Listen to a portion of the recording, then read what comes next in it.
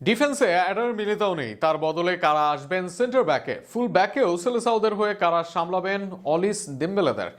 আক্রমণ ভাগে তারকার মেলা, সেখান থেকে কারা আসবেন দলে। সব মিলিয়ে প্রশ্ন, ফ্রান্সের বিপক্ষে কেমন হবে ব্রাজিলের একাদশ, কেমন স্টাইলে মাঠে নামবে সেলেসাওরা, সে প্রশ্নের উত্তর নিয়ে থাকছে প্রতিবেদন। প্রতিপক্ষ ফ্রান্স, যারা গত বিশ্বকাপের রানার আপ দল। স্টার খেলোয়াড়ে তারাও ব্রাজিলের চেয়ে কোনো অংশে কম নয়। এমন এক দলের সাথে যে কোনো লড়াই বেশ কঠিন, ব্যতিক্রম নয় ব্রাজিলের জন্য। আর সেখানেই শক্তিশালী একাদশ নিতে চাইবে আঞ্চলতির শিষ্যরা। গোলবারে আছেন তিনজন, তবে তাদের মাঝে সুযোগ পাবেন একজন। ডিফেন্সের প্রথম প্রহরী হবেন লিভারপুলের এলিসন বেকার।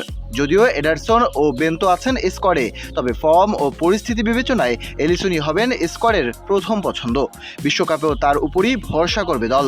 সেন্টার ব্যাকে হিসেবে রিয়াল মাদ্রিদের এডার মিলিটাও, তার বদলি হিসেবে দলে এসেছেন গ্লেসন ব্রেমার। তবে একাদশে সুযোগের সম্ভাবনা কম তার। আর্সেনালের গ্যাব্রিয়েল মেগালাস এই মুহূর্তে বিশ্বের অন্যতম সেরা ডিফেন্ডার। তার সাথে জুটি করবেন পিএসজির অন্যতম সেরা খেলোয়াড় মার্কুনহোস। ফুলব্যাকে চিন্তার জায়গা আছে ব্রাজিলের। সিলেকশন নিয়েও আছে প্রশ্ন। রাইট ব্যাকে ভ্যান্ডারসনই নেই, ওয়েসলি দ্বিতীয় চয়েস হলেও অলিস বা ডেম্বেলের বিপক্ষে তাকে নামানো হবে সুইসাইডাল, যে কারণে সমালোচনা হলেও দানিলোই এই জায়গায় হবেন সেরা পছন্দ। একই সত্য সান্দ্রোর ক্ষেত্রে। লেফটে এমনিতেই ভিনি তেমন নিচে নামেন না, আবার ফ্রান্সের আছে গতিময় তারকা, এই সান্দ্রোকেই পছন্দ থাকবে কার্লোর। মধ্যমাঠে ব্রাজিলের শক্তি হচ্ছে ক্যাসেমিরো ও Andre Santos. Casemiro defensive midfielder হিসেবে দলের ভারসাম্য বজায় রাখবেন, প্রতিপক্ষের আক্রমণ বন্ধ করবেন এবং সঠিক সময়ে বল পুনরুদ্ধার করে আক্রমণ শুরু করবেন। আক্রমণে ব্রাজিল সাজিয়েছে তাদের দ্রুত এবং গতিময় তারকারা। রাইট উইংয়ে থাকবেন বার্সেলোনার রাফিনা, যিনি তার গতি, চান্স ক্রিয়েট এবং ড্রিবলিং দিয়ে প্রতিপক্ষের রক্ষণ ভাঙার চেষ্টা করবেন।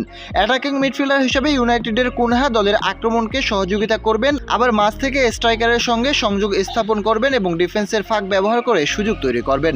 বাম উইংয়ে থাকবেন কার্লোর প্রিয় ভিনিসিয়াস, যিনি তার গতি, স্কিল এবং ড্রিবলিং দিয়ে প্রতিপক্ষের ডিফেন্সে চাপ সৃষ্টি করবেন। স্ট্রাইকার জোয়াও পেদ্রো আক্রমণের শেষ লাইন এবং গোল করার দায়িত্ব নেবেন। দলের আক্রমণকে পূর্ণতায় রূপ দেবেন ফর্মে থাকা এই স্ট্রাইকার।